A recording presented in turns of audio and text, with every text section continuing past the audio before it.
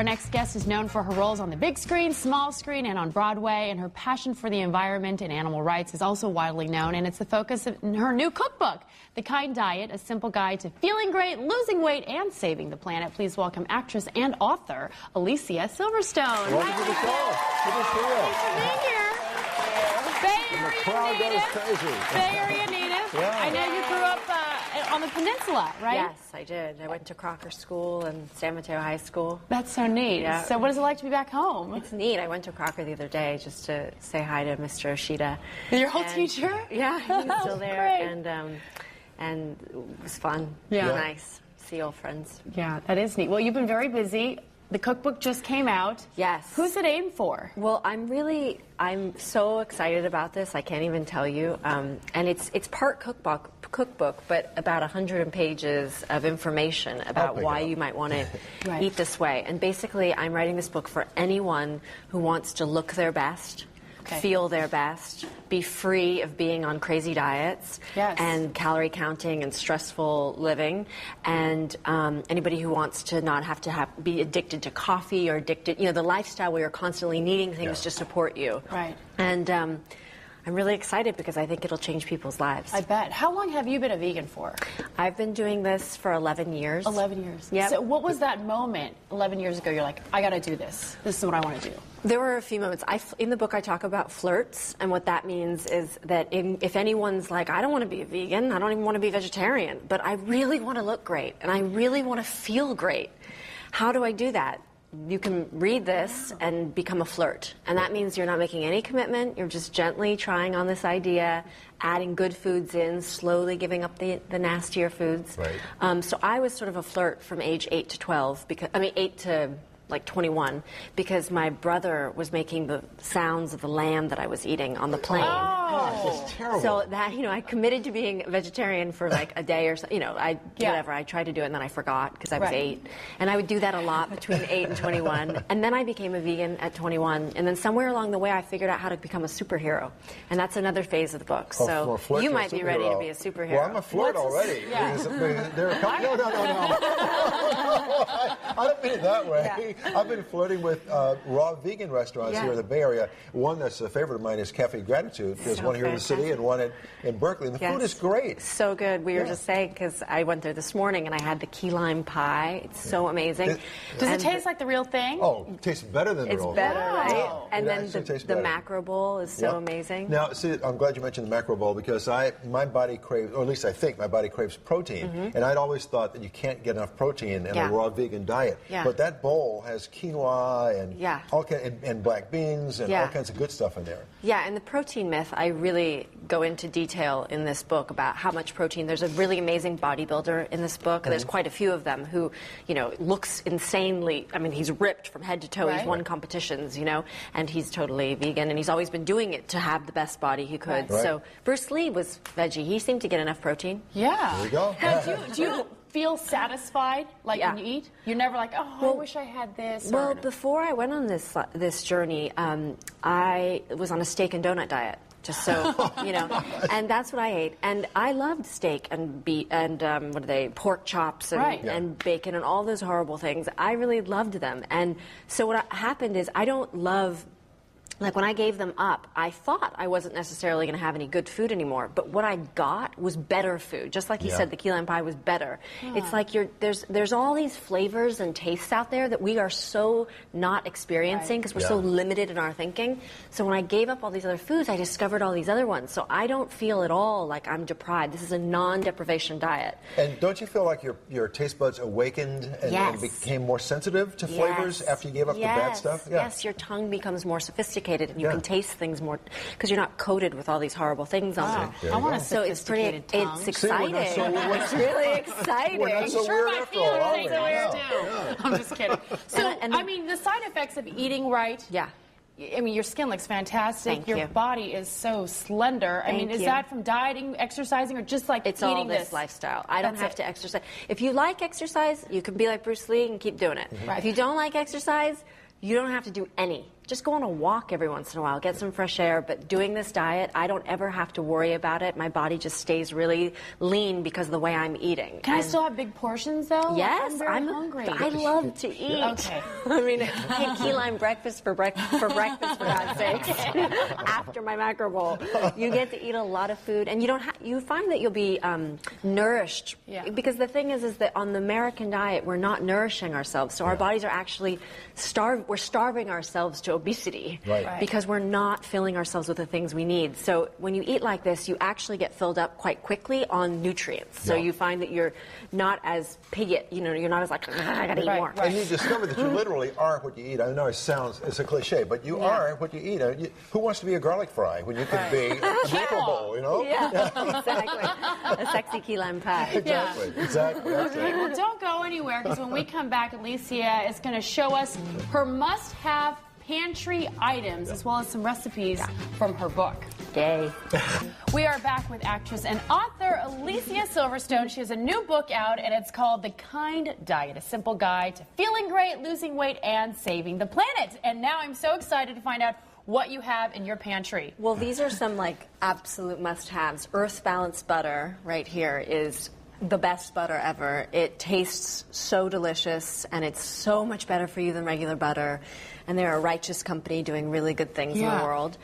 What makes that one so good? What's in it? The actual ingredients. You don't have to read them. I'm sorry. It's just made of good stuff. It's but when you're it's got the omega-3s and all that totally, stuff. but it's not. It doesn't have any cholesterol, so zero cholesterol, and it's made from plant-based materials. Exactly. But it's really good and delicious. There you go.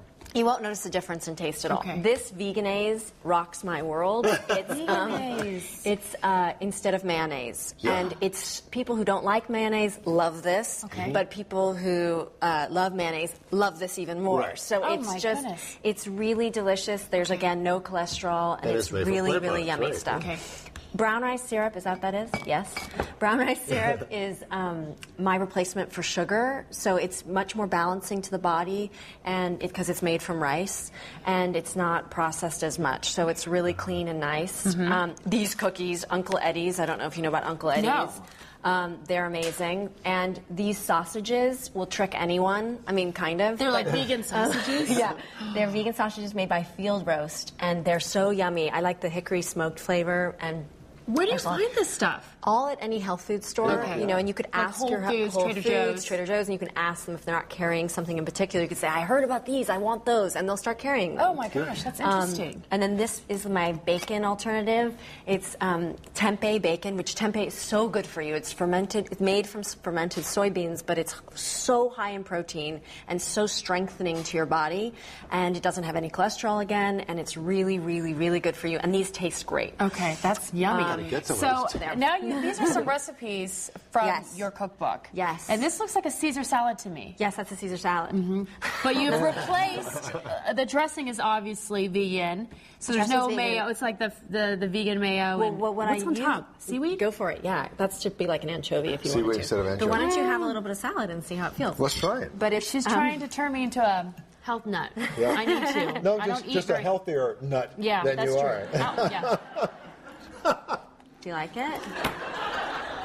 It tastes like a Caesar salad. Yeah. So the dressings, like really tahini, good. it's not really good. I think it's even yummier than a Caesar salad because for me the issue with Caesar salad is I think I love it, and when I've had, and then at the end I feel so heavy and phlegmy and dairy-ish. But this is light and nice, and it you just get feels that coating good. on your tongue. It's not good. And these are tacos. Those are chorizo tacos. Well, we made chorizo. They were supposed. They're in the book. They're called chorizo tacos, but these are made with taco ground meat.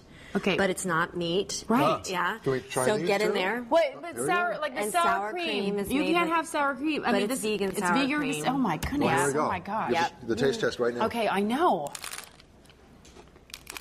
Oh yeah.